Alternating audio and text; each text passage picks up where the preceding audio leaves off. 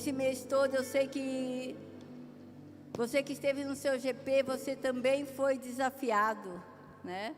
Todos nós estamos sendo desafiados, desconcertados, constrangidos, porque falar sobre emoções abre feridas muitas vezes. Falar sobre emoções da nossa alma, ela nos dá uma sensação de que nós estamos fragilizados. Porque todos nós, por mais que nós pareçamos fortes ou queiramos parecer fortes, sempre pega em um dos lados. E a palavra de Deus fala sobre nós exercermos, ou nós cultivarmos, ou nós então estarmos indo para aquilo que Jesus nos ensinou e tem nos ensinado, a então expressar ou termos o fruto do Espírito em nós. Amor, alegria, paz, bondade, benignidade, mansidão, domínio próprio, e é tão difícil. E essa semana nós, nos nossos GPs, nós falamos sobre controlarmos as emoções no que se refere à raiz de amargura. A raiz de amargura. E a Bíblia, ela conceitua o que é amargura, ou a raiz que se aprofundou. Então aqui nós podemos perceber, entender que, segundo a Bíblia, a raiz de amargura é um estado de espírito caracterizado por ressentimento profundo, rancor e falta de perdão, decorrente de uma ferida, perda ou injustiça sofrida. Mais do que uma simples tristeza, ela é tratada nas Escrituras como uma atitude interior pecaminosa que corrompe o coração e afeta os relacionamentos.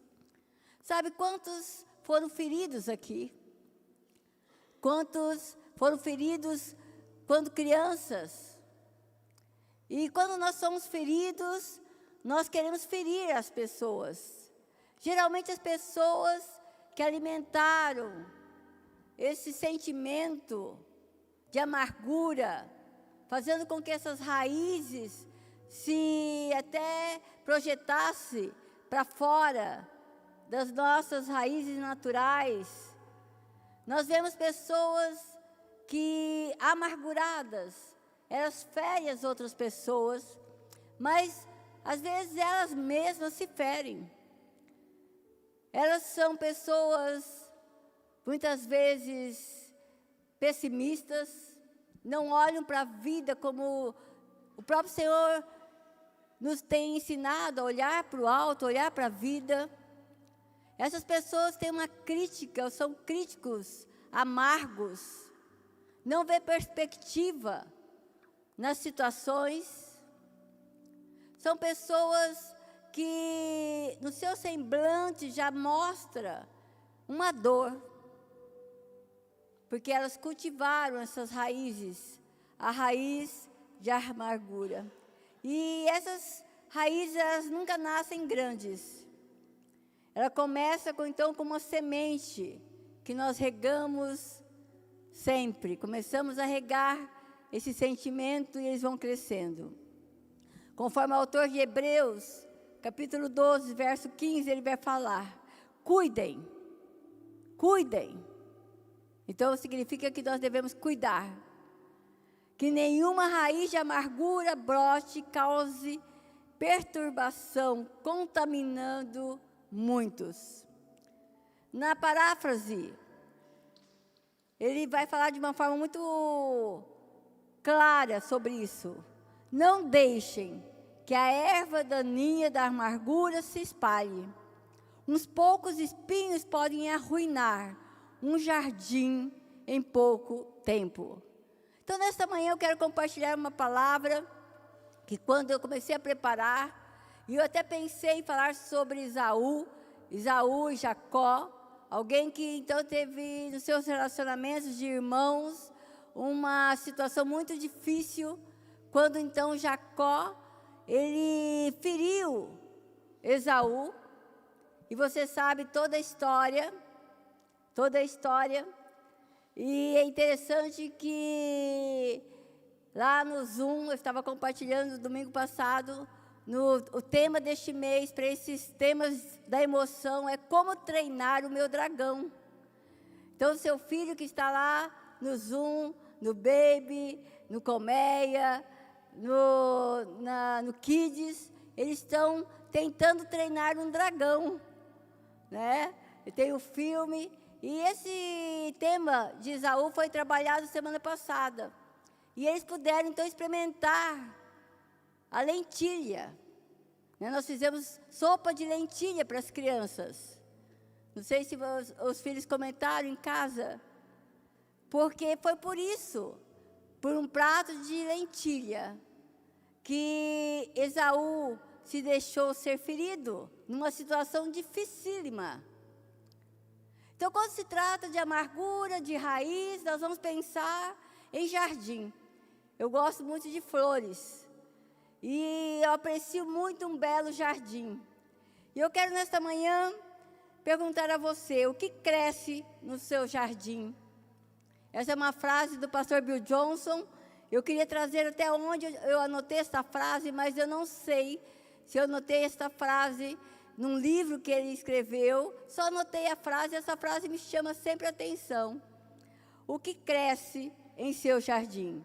E para isso, então, eu quero compartilhar uma história conhecida por muitos, a história de uma mulher, a história de Noemi, que então está relatada no livro de Ruth, que foi a nora desta mulher chamada Noemi, que então desenvolveu em sua vida uma amargura que foram anos para ser então tratada e curada.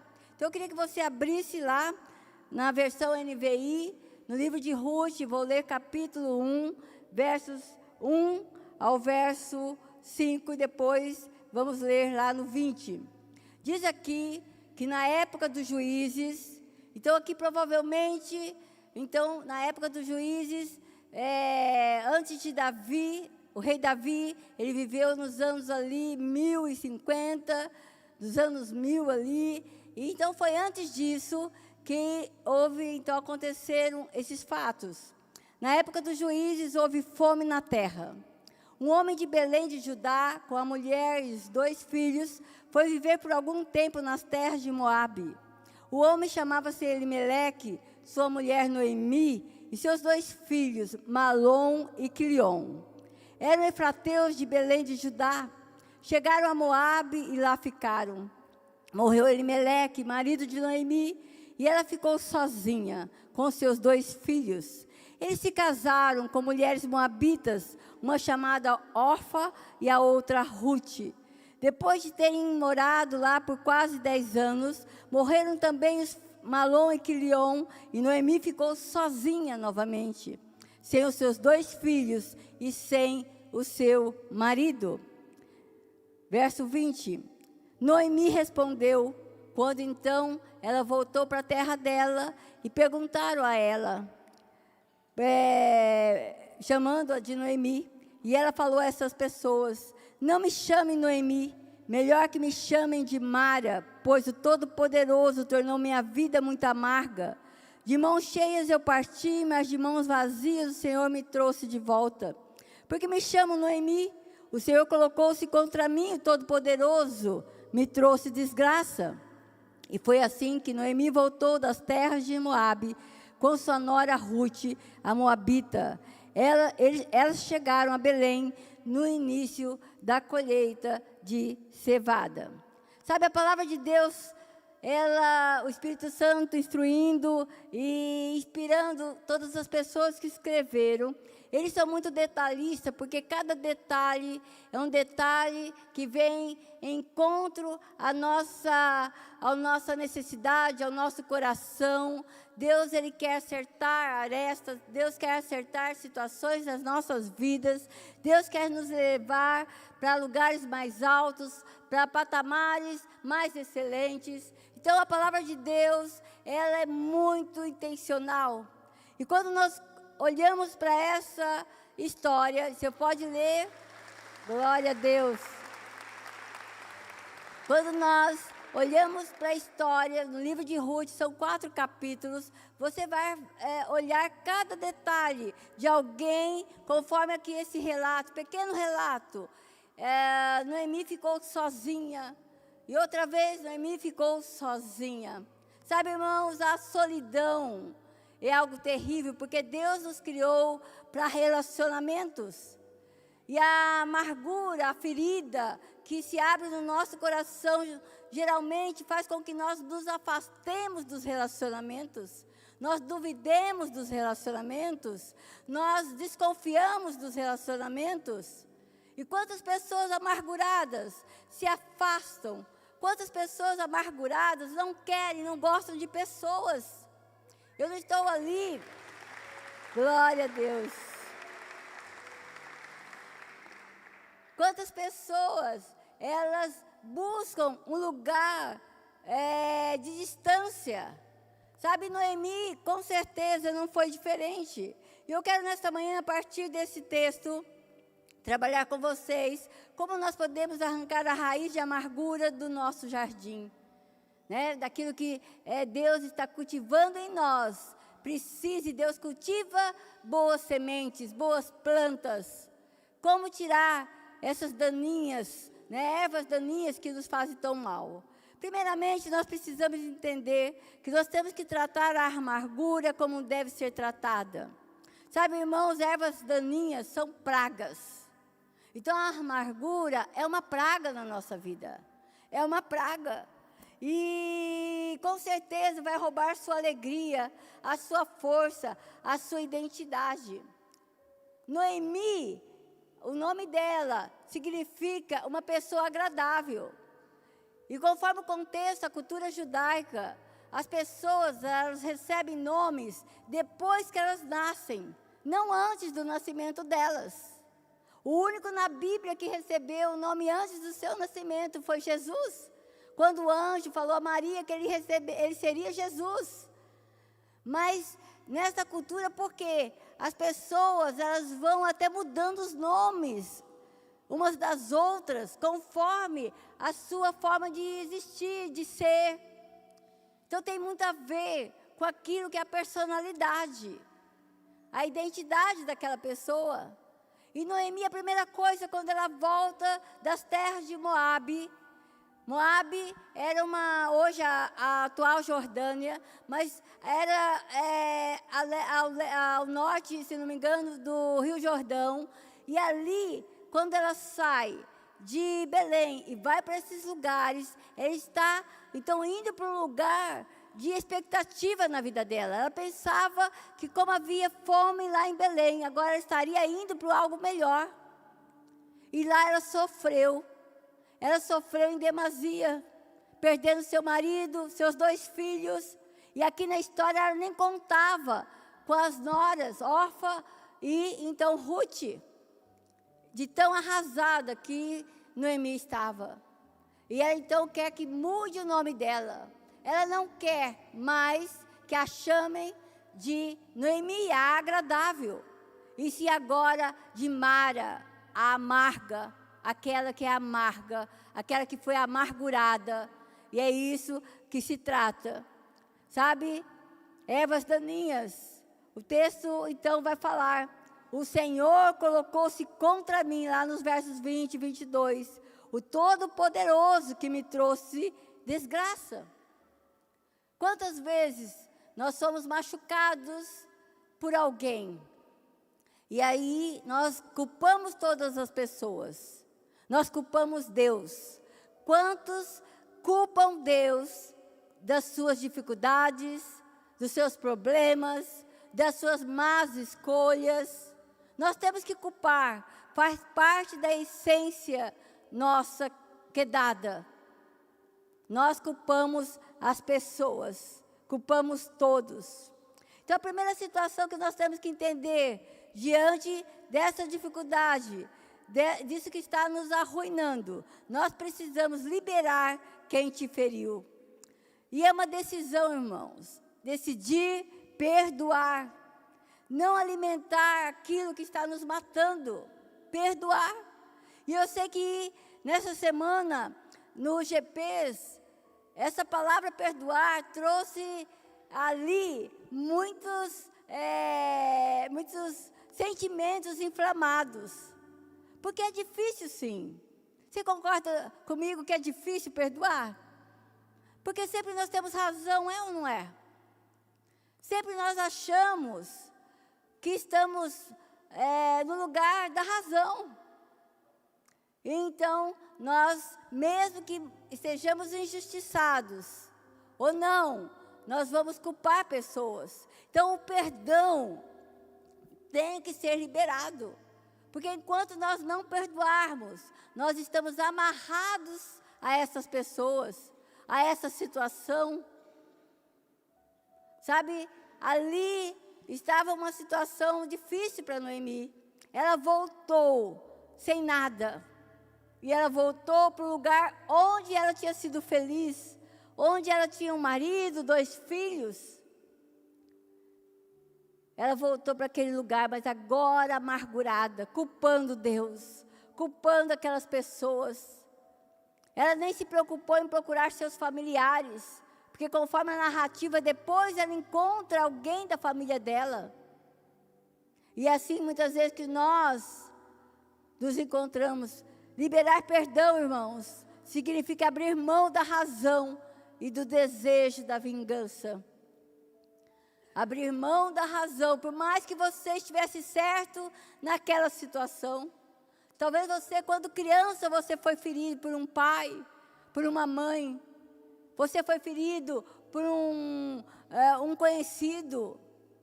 Você foi ferido por um professor. Eu estava até comentando com o pastor Evaldo sobre um livro que eu reli essa semana, que trata desses temas que estamos abordando, do Greg Groeschel, Desintoxicando a Alma. Ele não vai falar sobre um estudo bíblico, ele não vai citar muitos textos, mas ele fala de uma experiência dele.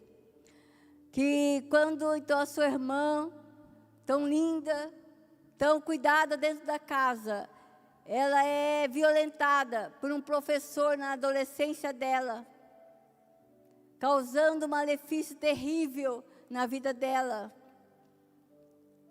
E ele nunca perdoou aquele que ofendeu. Como pastor, depois de anos, Deus foi tratar a vida dele. E ele vai na situação daquele professor que está à beira da morte. E ali ele consegue perdoar. Sabe, ele ficou preso anos e anos numa situação. Ele sabia que a irmã era a vítima. Eles, como família, eram as vítimas. Mas o perdão precisa ser liberado. Olha o que Lutero escreveu. Quando eu olho para mim mesmo, eu não vejo como me salvar. Sabe, irmãos, quando a gente olha para nós mesmos, a gente não encontra nada em nós mesmos. Nós não vemos até nem motivo para perdoar a pessoa que nos ofendeu. Mas quando eu olho para Cristo, eu não vejo como me perder. Porque quando nós estamos nessa situação de amargura, nós estamos perdidos em nós mesmos. Nós precisamos depender de Deus para perdoar. Só assim que nós vamos perdoar. Mas também trate o problema na fonte. Noemi, ela culpou Deus. Mas não foi Deus que fez as escolhas por ela. Ela escolheu. O marido dela escolheu. Escolheram ir para uma terra que dava, às vezes, oportunidades melhores. Que daria oportunidades melhores. E é lícito, nós queremos uma vida melhor. Mas quantos irmãos vão para lugares, né? Porque tem oportunidade, ou muda de emprego, e lá encontra algo difícil, onde é gerado amargura, porque saiu de uma situação, e às vezes pensa, Deus me deixou ir para outro lugar. Mas sabe, Deus permite escolhas em nossas vidas. Escolhas que nos comprometem.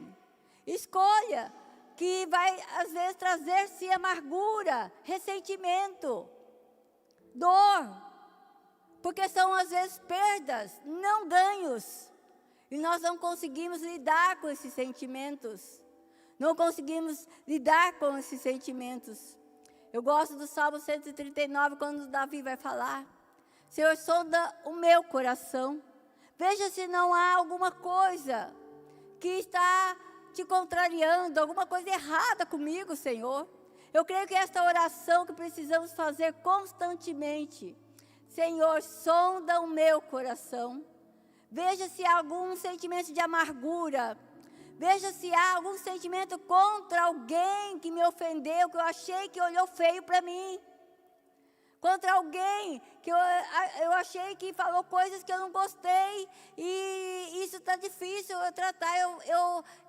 O meu irmão entra por um lugar e eu vou pelo outro. Quantas vezes nós nos colocamos nessa situação, irmãos?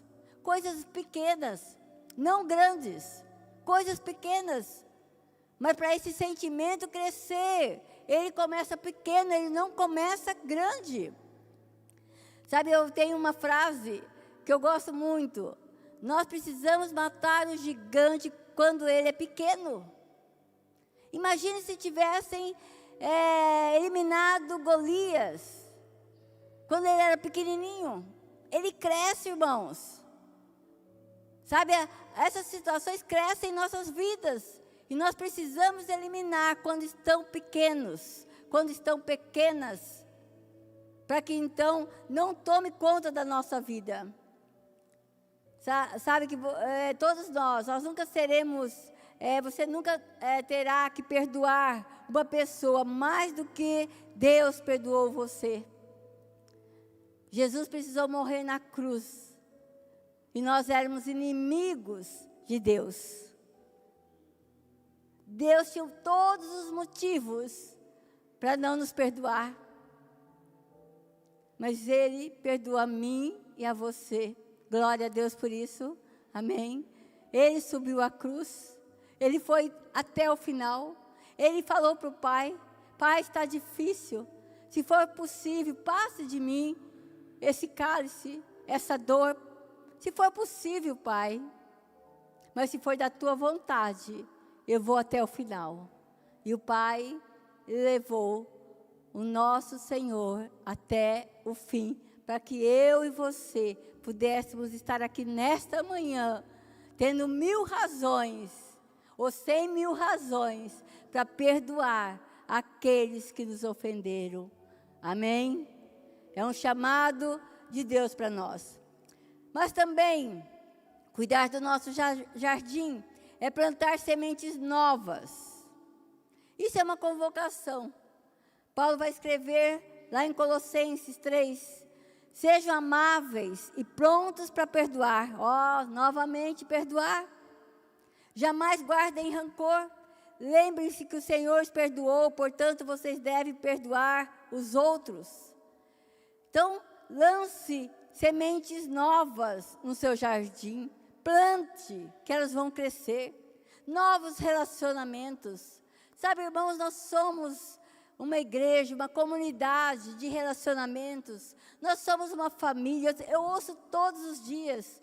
Ontem nós estávamos com alguns líderes reunidos, pastores, e ali nós estávamos conversando sobre isto. Uma família. E ali alguns de nós, né, e vocês sabem, no relacionamento de família, muito pega-pega. Eu me lembro, meus irmãos, nós éramos em 6 irmãos, né? Imagine, 6 irmãos. E um achava que o outro tinha sido adotado. E eu estava comentando ontem, né? E às vezes as pessoas falam assim: não, você que é a adotada, você que é a diferente. E eu lembro quando nós éramos na adolescência, que ferveu isso dentro de casa, um magoando o outro, né, falando sobre nós sermos adotados. Minha mãe colocou um do lado do outro, porque lá em casa a diferença de idade era 1 ano e pouquinho, no máximo 2 anos. E ela fez com que nós olhássemos uns para os outros. E ela falou para nós: nenhum de vocês são adotados, são filhos, vocês são parecidos comigo e com o papai. Olhem um para o outro, vocês são tudo igual. Aí nós olhamos uns para os outros, e realmente lá em casa era quase tudo igual, né? Então, às vezes, essas coisas de criança fazem com que nós fiquemos machucados. Então, nós precisamos relacionamentos saudáveis, renovar os nossos sonhos. Quantos se sentem frustrados pelos sonhos que não alcançaram? Irmãos, Deus tem sonhos maiores para nós, amém? Quantas coisas que eu queria fazer na minha juventude, né? Na minha adolescência, que é o tempo também de sonhar bastante. Coisas assim incríveis, sabe? Mas não é sobre isto. Porque os sonhos de Deus, os planos de Deus para a minha vida e para a sua vida, são os planos que valem a pena nós prosseguirmos na caminhada.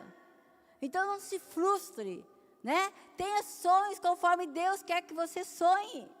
Também crie expectativas novas em relação à vida. É tão bom acordar de manhã, né, e olhar para as coisas lindas, para olhar para as pessoas e saber que Deus está conosco, porque nós cremos no Senhor presente, amém? O Deus que está conosco, Ele nos dá esse ânimo e nós precisamos cultivar isto. Temos então um olhar para o alto, nos deixar ser usados pelo Senhor, celebrar mais a vida. O texto diz que lá no verso 22 de Ruth, elas chegaram a Belém no início da colheita da cevada. No início da colheita, propositalmente.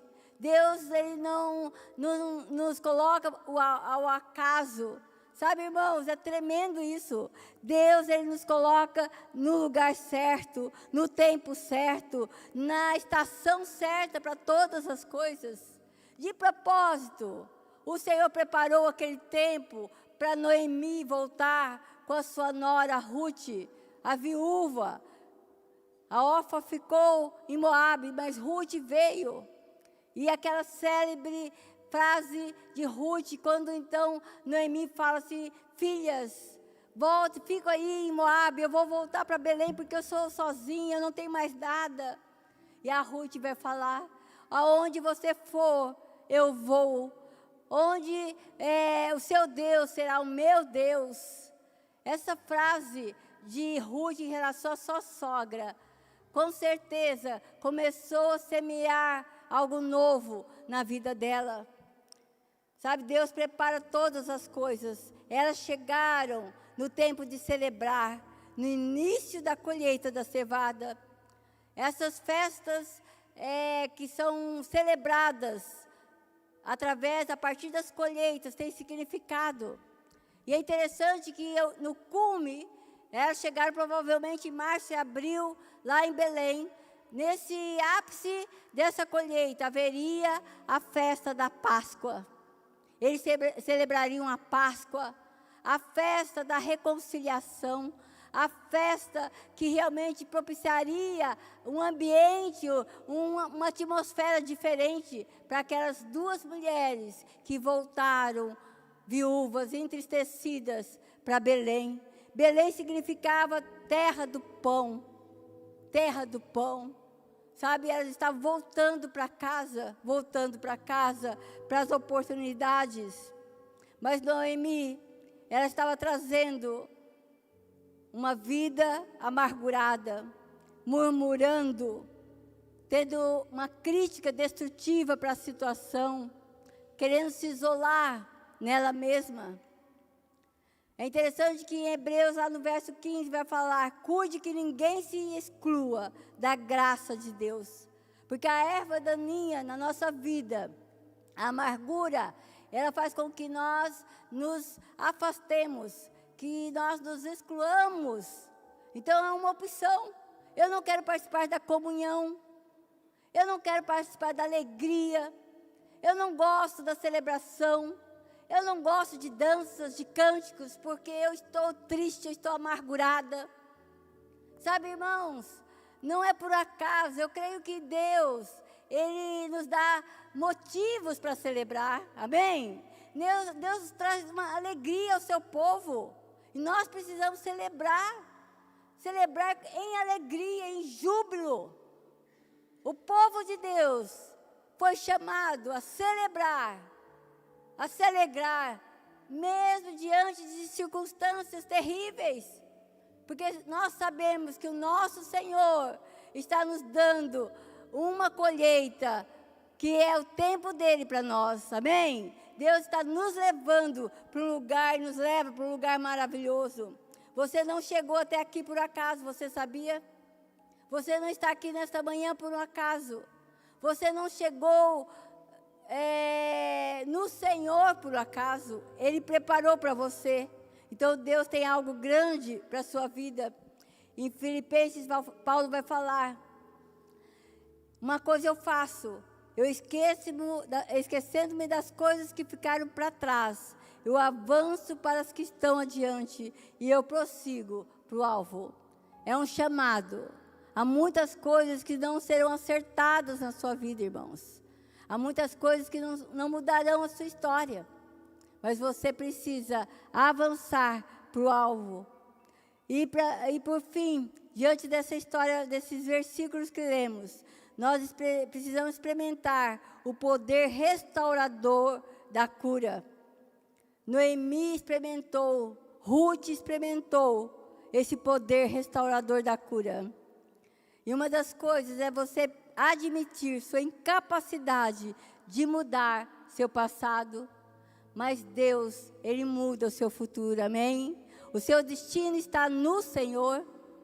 O nosso destino está em Deus, irmãos.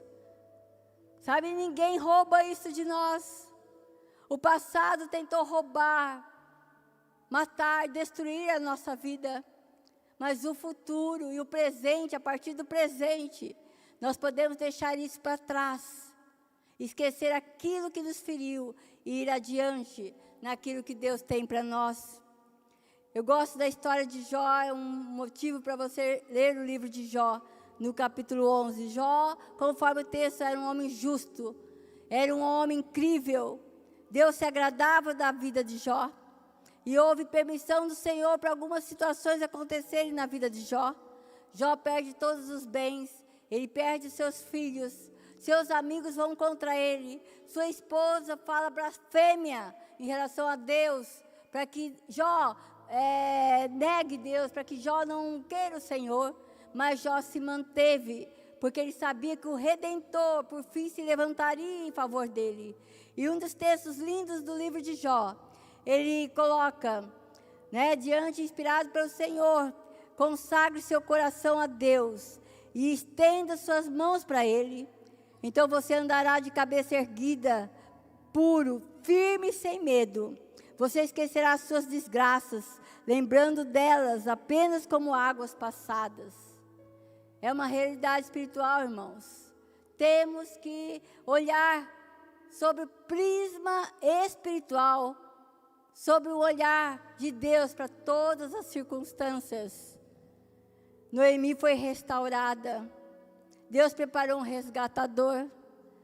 O nosso resgatador, irmãos, é Jesus. Ele tem um nome, amém? Ele resgatou a cada um de nós das trevas e nos transportou para a luz. Mas ali naquele contexto, o Senhor preparou um resgatador para aquela família. Boaz.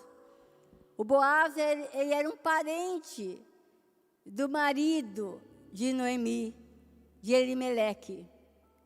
E ali Moabe, ele se afeiçoa a Ruth, a Moabita, e eles se casam. E é interessante que ali ele está trazendo, ele era um homem rico, era um homem que possibilitaria uma vida muito tranquila para Ruth e para Noemi. Eles não ficariam mais sozinhas como mulheres naquele contexto tão difícil. elas seriam honradas, elas seriam agraciadas, elas poderiam então agora festejar a colheita da cevada juntos em família, um novo tempo para aquela família. E o texto de Ruth, lá no final, quando então Ruth se engravida e gera um filho. E o texto diz que as mulheres disseram a Noemi, porque Noemi, ela teve essa honra de então ser, juntamente com Ruth, resgatada. E aquelas mulheres disseram a Noemi, louvado seja o Senhor, que hoje não a deixou sem resgatador. Que o seu nome seja celebrado em Israel. O menino lhe dará nova vida e a sustentará na velhice, pois é filho da sua nora, que a ama e que lhe é melhor do que 7 filhos. Noemi pôs o menino no colo e passou a cuidar dele. As mulheres da vizinhança celebraram o seu nome e disseram, Noemi tem um filho, e lhe deram o nome de Obed, o adorador. Obed significa o adorador. Este foi o pai de Jessé, pai de Davi. Uma história de cura, uma história de restauração. Significando que ali, Noemi pôde contemplar a geração dela, porque nós sabemos que o rei Davi é conhecido como alguém que adorava o Senhor através das suas poesias e através dos seus cânticos, um homem segundo o coração de Deus.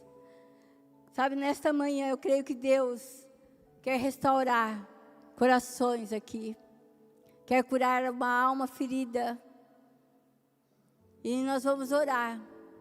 O Salmo 30, 11, o texto, o salmista vai falar que Deus mudou o coração, o pranto dele em dança. E a veste dele, Deus trocou com veste de alegria. Deus é capaz de transformar a tristeza em alegria. Você concorda comigo, amém?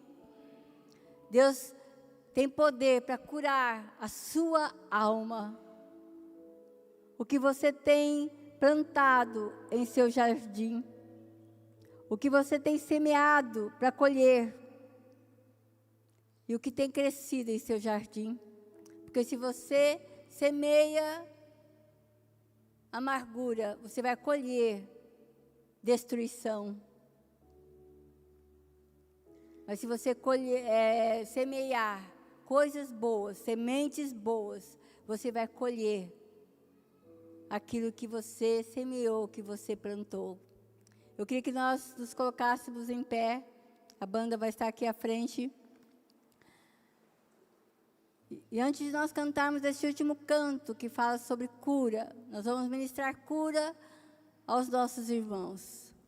Como Davi, ele pediu para que o Senhor sondasse o coração dele e revelasse a ele se havia no coração dele algum sentimento. Às vezes nós nos colocamos em algum pedestal tão alto que nós esmagamos alguns sentimentos. Nós ignoramos alguns sentimentos, mas eles estão crescendo. Eles estão ali sendo nutridos e as ervas daninhas estão ocupando espaço no nosso coração. Deus quer, nesta manhã, que você coloque o seu coração diante do Senhor. E você, então, peça para que Deus revele se há algum ressentimento ainda em relação a um familiar, até tão próximo como um pai, uma mãe. Porque nós, pais, quantas vezes nós magoamos nossos filhos? Quantas vezes nós falamos coisas a eles inadequadamente? Quantas atitudes nossas de grosseria, atitudes nossas tão impensadas, magoamos até às vezes uma criança tão pequena. Mas sabe, o amor de Deus, que é exalado através das nossas vidas, pode também curar. E nós precisamos aprender a perdoar, a pedir perdão. Não queira ganhar esta luta. Não queira.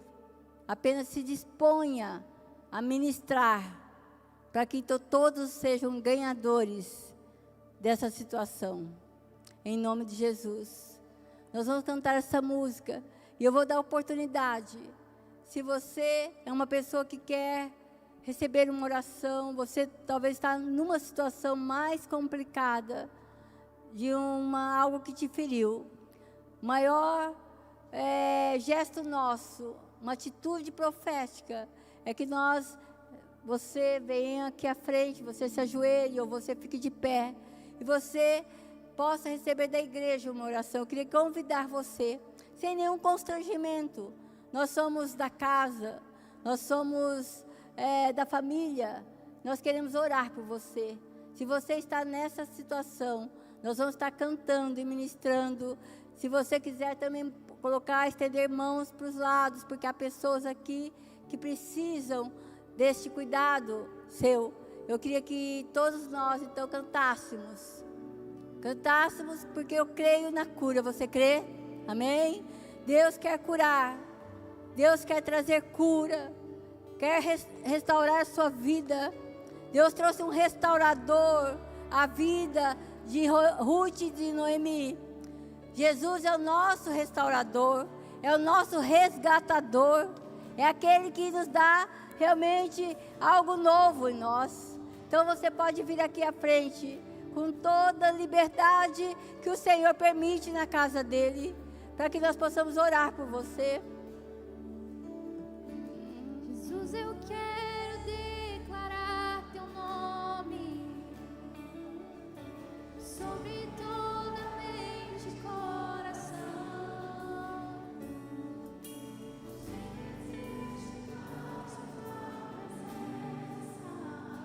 Clamo Jesus.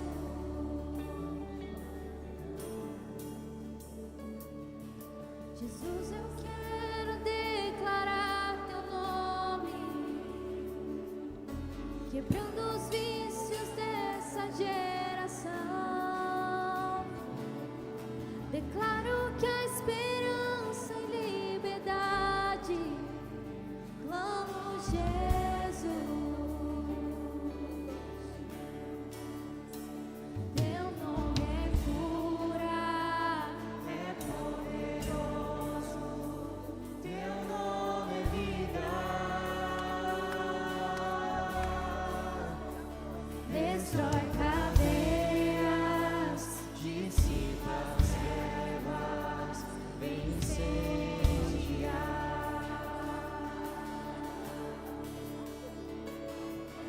Jesus, quero declarar teu nome sobre toda alma em depressão,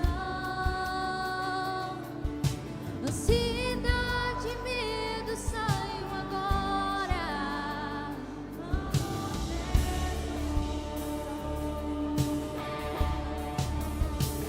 Teu nome é cura, é poderoso. Teu nome é vida. Destrói cadeias, dissipa as trevas, vem incendiar. Teu nome é cura, é poderoso. Teu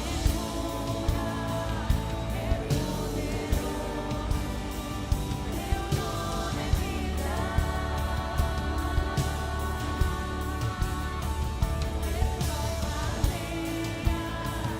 dissipa as trevas, vem incendiar.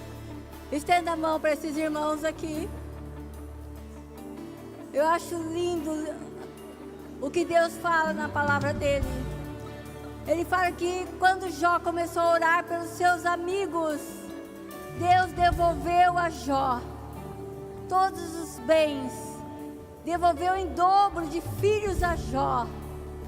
A alegria foi restituída. Irmãos, ore por quem ofendeu vocês. Orem por quem machucou vocês. Libere-se. Libere perdão. E você vai andar em prosperidade, em alegria diante do Senhor. Então vamos orar por cura. Senhor, em nome do Senhor, cura os meus irmãos, Senhor. Traga um renovo, Senhor, um coração novo, um coração igual ao seu, Senhor. Traga a sua igreja, Senhor, um coração igual ao de Jesus. Senhor, um coração disposto a perdoar, um coração disposto a mudar a mente e o coração. Então, Senhor, o Senhor já trocou o nosso coração. Nós não temos mais um coração de pedra, mas nós temos um coração de carne, Senhor. Então que nós possamos agir como quem já tem um coração de carne, um coração que chora por aqueles que estão machucados, Senhor. Como igreja, Senhor, nós pedimos nesta manhã, derrama uma unção de cura, da cura da alma, Senhor. Nós oramos assim, Senhor, em nome de Jesus. Amém e amém. Amém. Amém. Deus abençoe. Amém.